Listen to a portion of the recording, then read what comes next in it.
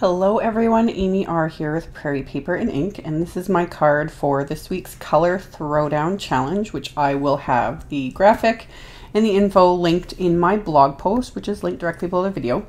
So to start off with, I had a piece of Neenah Desert Storm cardstock that I treated with my anti-static powder tool. And then I am inking up the Simon Says Stamp You Matter background stamp with Simon Says Stamp clear ink. You could use Versamark. Either one works. I really like the Simon Says Stamp clear ink. I find it stamps really crisply, and I also find it's a lot easier to clean off my stamps, whereas Versamark is more sticky.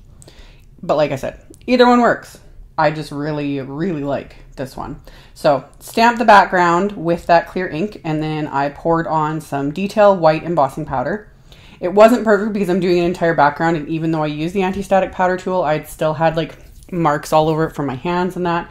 So some of the areas weren't stamped perfectly, and I had, speckles and that, but that doesn't really bother me very much. The little bit of imperfections, it doesn't need to be completely perfect.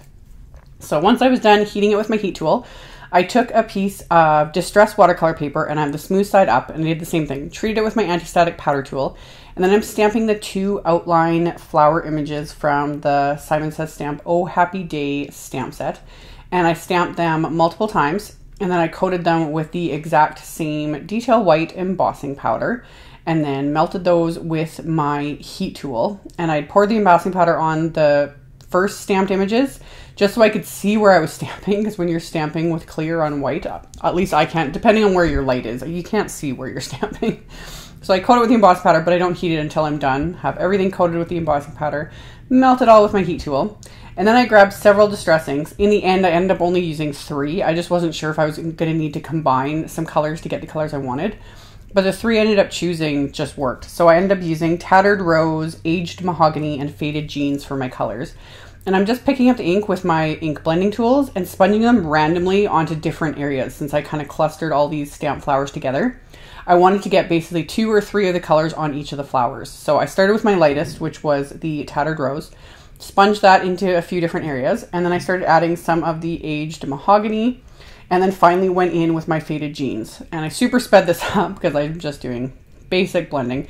This is the easiest way to add some color. I could have, picked up the colors with a water brush and watercolored each of the flowers. That would give a totally different look, but it would have taken longer. So this was just quick and simple. So I went back and forth a little bit with the Tattered Rose color just to kind of blend them together a bit, as well as pull that color kind of back in, because the deeper colors were kind of overshadowing everything.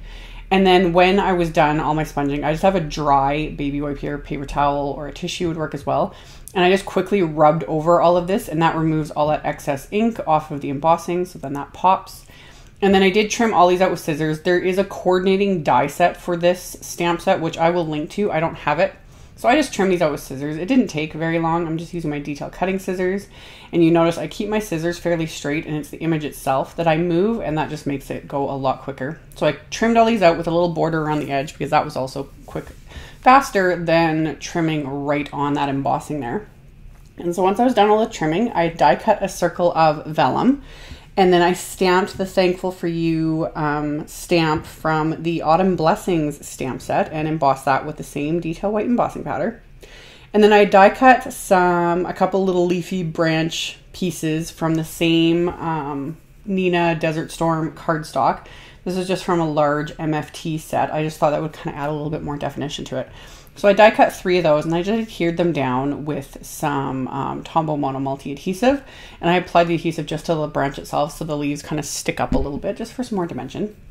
And then I wanted to adhere this vellum piece, so I just thinly applied some multimedia matte adhesive right behind the sentiment itself, because you can see the adhesive through the vellum. And then for the flowers, I'm just adhering them with a mix of the Tombow Mono Multi and some foam dimensionals to give it a little bit more dimension.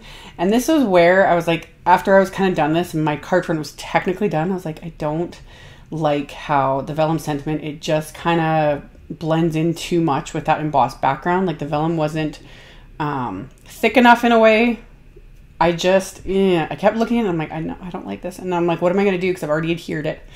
But what I did, I took my scissors and very gently went behind between the vellum and the cardstock there and just used the scissors to gently kind of pry between the adhesive. I could have just, if you just peel it up at this point, it's going to tear the background. You can end up making a huge mess, wrecking the whole card. So I was just gentle and just used my scissors for leverage. And first I die cut a white circle of cardstock, just slightly smaller. And I didn't like that either because I was like, then you can't really read the sentiment. So in my stash, I had just a scrap of coral, like a coral color of cardstock. And I thought once the vellum softens that, it'll go nicely kind of with the tattered rose distressing. So I ended up using that. So I adhered that to the background. And in the end, I was actually able to peel up this whole vellum circle with all those flowers, which was even better. Because then I can apply a bunch of adhesive behind all these flowers and then add a little bit more behind the sentiment again to adhere this back into place. And I was much happier with this result than with just the vellum as it was originally. So I got all my adhesive in place and then re-adhered that little vellum circle and all those flowers. And then I just put an acrylic block down to hold that in place so that that adhesive behind the sentiment can completely dry. And then finally I had just some enamel dots in my stash that kind of matched that coral color. So I pulled those out and added a few of those to my card front. And then I adhered that to my card base with a bunch of foam tape. So this is a top folding A2 size card, so 4 1/4 by 5 1/2. And I have 3 embossed and colored flowers left over. So I just adhered those to the inside and that was it. I didn't stamp any sentiments or anything. I just kind of wanted to leave it a little more open-ended. And yeah, quick and simple. So got everything adhered and that finished off my card for today. So as always, like I said, I will have a link below the video to my blog post with a link to the color challenge. All that info will be in the description box below. I'll also have links at the end here to 2 more videos using that same Oh Happy Day stamp set as well as that You Matter background stamp. So check those out if you missed them. Thank you all so much for watching, subscribing, thumbs upping, and commenting on my videos. I really appreciate it. And I will see you all very soon in the next one. Bye.